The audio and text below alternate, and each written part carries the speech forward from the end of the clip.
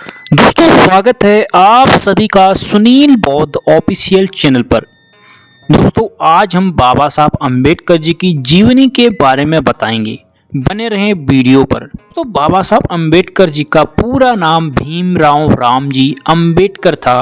बाबा साहब अम्बेडकर जी अर्थशास्त्री, समाज सुधारक और राजनीतिक नेता थे, जिन्होंने संविधान सभा की बहसों से भारत के संविधान का मसौदा तैयार करने वाली समिति का नेतृत्व किया। जवाहरलाल नेहरू की पहली कैबिनेट में कानून और न्याय मंत्री के रूप में कार्य किया और हिंदू धर्म को त्यागने के बाद सभी दलित बौद्धों आंदोलन को प्रेरित किया। दोस्तों बाबा साहब अम्बेडकर जी ने बॉम्बे विश्वविद्यालय के एल्फिंस्टन कॉलेज से स्नातक होने के बाद अम्बेडकर ने कोलंबिया विश्वविद्यालय और लंदन स्कूल ऑफ इकोनॉमिक्स में अर्थशास्त्र का अध्ययन किया। 1927 से 1923 के बीच में डॉक्टरेट की उपाधि प्राप्त की और 1920 के दशक में दोनों संस्थानों में से ऐसा करने वाले बाबा साहब अम्बेडकर जी थे। उन्होंने लंदन के ग्रेज इन में कानून का प्रशिक्षण भी लिया। अपने शुरुआती कैरियर में वह एक अर्थशास्त्री, प्रोफेसर और वकील थे। उनके बाद के जीवन को उनकी राजनीतिक गतिविधियों द्वारा चिन्हित किया गया। बाबा साहब अम्बेडकर जी को 1990 में भारत के सर्वोच्च नागरिक पुरस्कार भारत रत्न को मरणोपरांत अम्बेडकर जी को प्रदान किया गया और उनके अनुयायियों द्वारा जय भीम का इस्तेमाल किया जाने वाला अभिवादन उन्हें सम्मान देता है।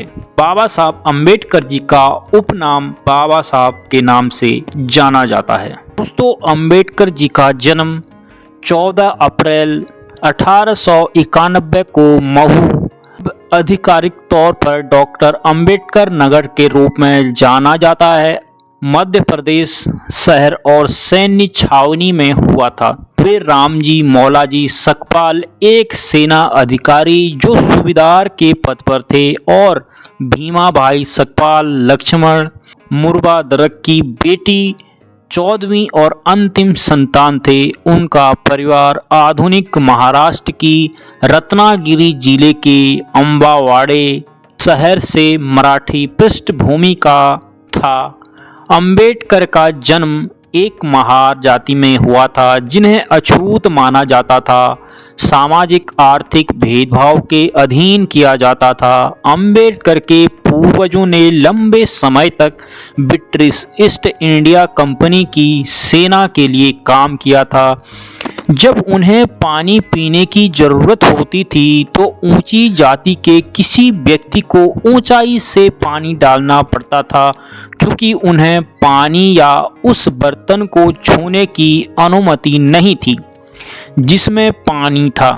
यह कार्य आम तौर पर युवा अंबेडकर के लिए स्कूल के चपरासी द्वारा किया जाता था और अगर चपरासी उपलब्ध नहीं होता था तो उन्हें बिना पानी के रहना पड़ता था। उन्होंने बाद में अपने लेखन में इस स्थिति का वर्णन किया, कोई चपरासी नहीं, कोई पानी नहीं के रूप में। और बाबा साहब अम्बेडकर जी को उन्हें एक बोरी पर बैठना पड़ता था जिसे उन्हें अपने साथ घर से ले जाना होता था। रामजी कसपाल 1894 में सेवानिवृत्त हुए और परिवार 2 साल बाद सतारा चला गया। उनके इस कदम से कुछ समय बाद ही अंबेडकर की मां का निधन हो गया। बच्चों की देखभाल उनकी मौसी ने की और वे कठिन परिस्थितियों में रहे। अंबेडकर के 3 बेटे बलराम, आनंदराव और भीमराव और 2 बेटियां मंजुला और तुलासा। अपने भाइयों और बहनों में से केवल अंबेडकर ने ही अपनी परीक्षाएं पास की और हाई स्कूल गए। उनका मूल उपनाम सकपाल था, लेकिन इनके पिता ने स्कूल में उनका नाम आम्बावाडेकर कराया, जिसका अर्थ है कि वह रत्नागिरी जिले के अपने पैतृक गांव आम्बावाड़े से आते हैं। दोस्तों 1897 में अंबेडकर का परिवार मुंबई चला गया, जहां अंबेडकर एलाफिस्टन हाई स्कूल में दाखिला लेने वाले एकमात्र अछूत व्यक्ति थे। 1906 में जब वे लगभग 15 वर्ष के थे, उन्होंने 9 वर्षीय लड़की रमाबाई से विवाह किया। उस समय प्रचलित रीति रिवाज के अनुसार इस जोड़े के माता पिता ने विवाह की व्यवस्था की थी। 1907 में उन्होंने अपनी मैट्रिक परीक्षा पास की और अगले वर्ष उन्होंने एल्फिस्टन कॉलेज में प्रवेश लिया, जो बॉम्बे विश्वविद्यालय से संबद्ध था। उनके अनुसार ऐसा करने वाले वे अपनी महार जाति के पहले व्यक्ति बन गए। जब उन्होंने अपनी अंग्रेजी चौथी कक्षा की परीक्षा पास की तो उनके समुदाय के लोग जश्न मनाना चाहते थे, क्योंकि उनका मानना था कि वे महान ऊंचाइयों पर पहुंच गए थे, जिसके बारे में उनका कहना है कि अन्य समुदायों में शिक्षा की स्थिति की तुलना में यह कोई बड़ी बात नहीं थी। समुदाय द्वारा उनकी सफलता का जश्न मनाने के लिए सार्वजनिक समारोह आयोजित किया गया था और इसी अवसर पर उन्हें दादा कलेशकर लेखक और पारिवारिक मित्र द्वारा बुद्ध की जीवनी भेंट की गई थी। 1912 तक उन्होंने बॉम्बे विश्वविद्यालय से अर्थशास्त्र और राजनीतिक विज्ञान में अपनी डिग्री प्राप्त की और बड़ौदा राज्य के सरकार के साथ रोजगार लेने के लिए तैयार हो गई। उनकी पत्नी ने अभी अभी अपने युवा परिवार को स्थानांतरित किया था और काम करना शुरू किया था जब उन्हें अपने बीमार पिता को देखने के लिए जल्दी से मुंबई लौटना पड़ा। उनकी मृत्यु 2 फरवरी 1913 को हुई थी। 1913 में 22 वर्ष की आयु में अंबेडकर को सयाजी राव गायकवाड़ तृतीय बड़ौदा के गायकवाड़ द्वारा स्थापित एक योजना के तहत 3 साल के लिए प्रति माह बड़ौदा राज्य छात्रवृत्ति प्रदान की गई थी, जिसे न्यूयॉर्क शहर में कोलंबिया विश्वविद्यालय में स्थानांतरक शिक्षा के अवसर प्रदान करने के लिए डिजाइन किया गया था।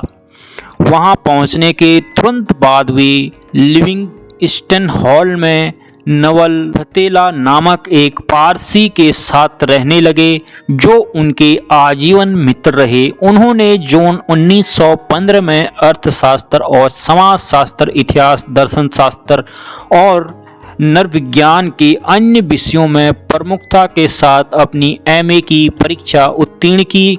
उन्होंने प्राचीन भारतीय वाणिज्य नामक एक थीसिस प्रस्तुत की। अंबेडकर जॉन डेवी एवं लोकतंत्र पर उनके काम से प्रभावित थे। 1916 में उन्होंने अपनी दूसरी master thesis national dividend of India a historical and analytical study को दूसरे एमए के लिए पूरा किया। 9 मई को उन्होंने मानव विज्ञान अलेक्जेंडर गोल्डनवेसर द्वारा आयोजित एक सेमिनार में भारत में जातियां, उनका तंत्र, उत्पत्ति और विकास नामक पेपर प्रस्तुत किया। अंबेडकर ने 1927 में कोलंबिया में अर्थशास्त्र में अपनी पीएचडी की डिग्री प्राप्त की। अक्टूबर 1916 में उन्होंने ग्रेज इन में बार कोर्स के लिए दाखिला लिया और उसी समय लंदन स्कूल ऑफ इकोनॉमिक्स में दाखिला लिया, जहां उन्होंने डायरेक्ट की थीसिस पर काम करना शुरू किया।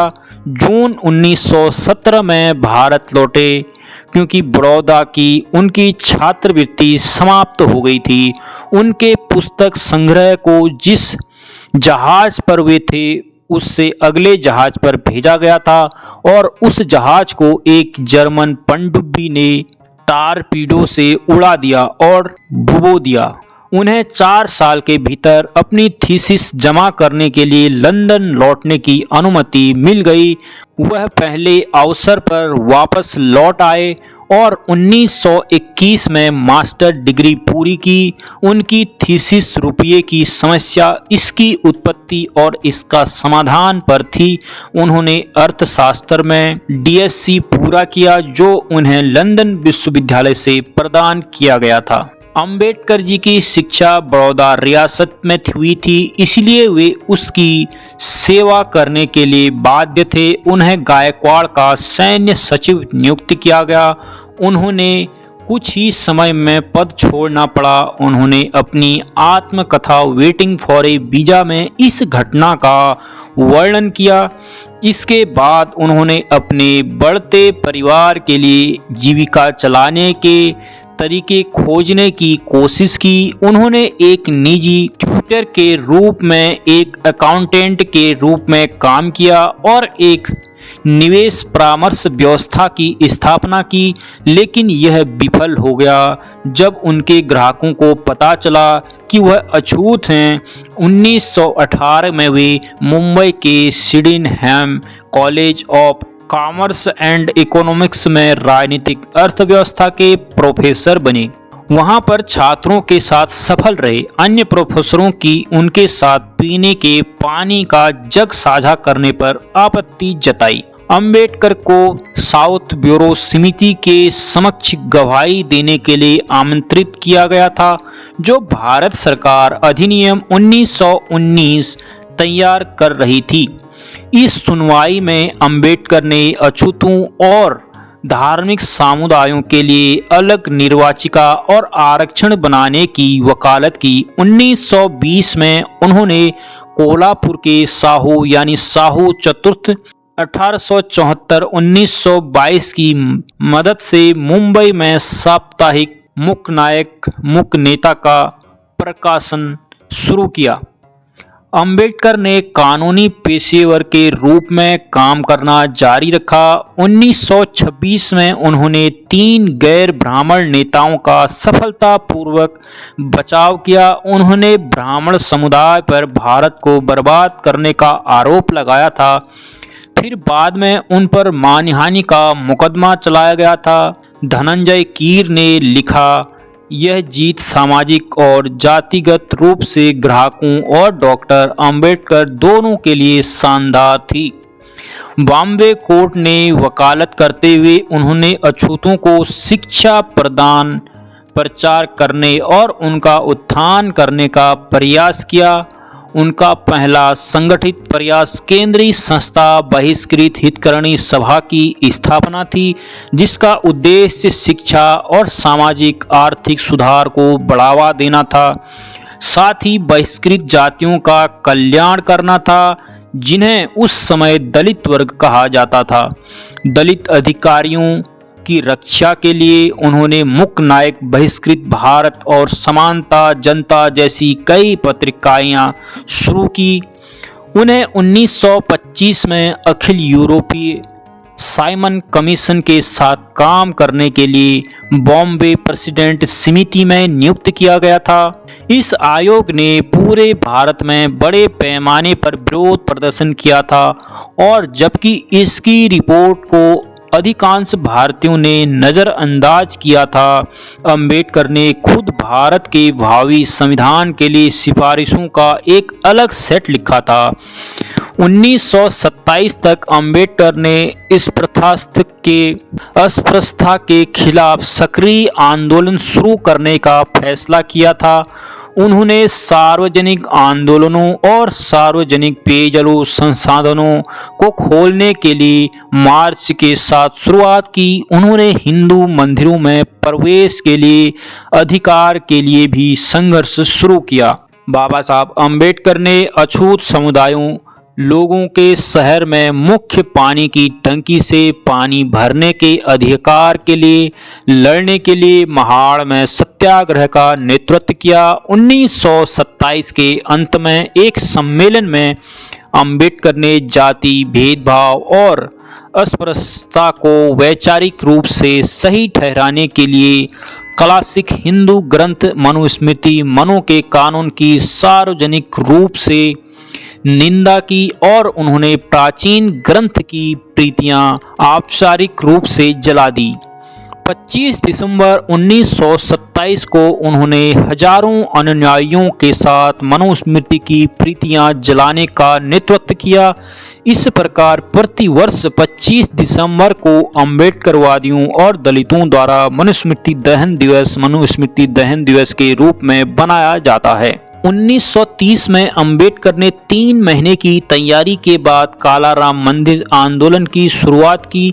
कालाराम मंदिर सत्याग्रह में लगभग 15,000 स्वयंसेवक एकत्रित हुए और नासिक के सबसे बड़े जुलूसों में से एक बना। जुलूस का नेतृत्व एक सैन्य ब्रांड और स्काउट्स के समूह ने किया। महिलाएं और पुरुष अनुशासन, व्यवस्था और दृढ़ संकल्प के साथ भगवान को पहली बार देखने के लिए आगे बढ़े।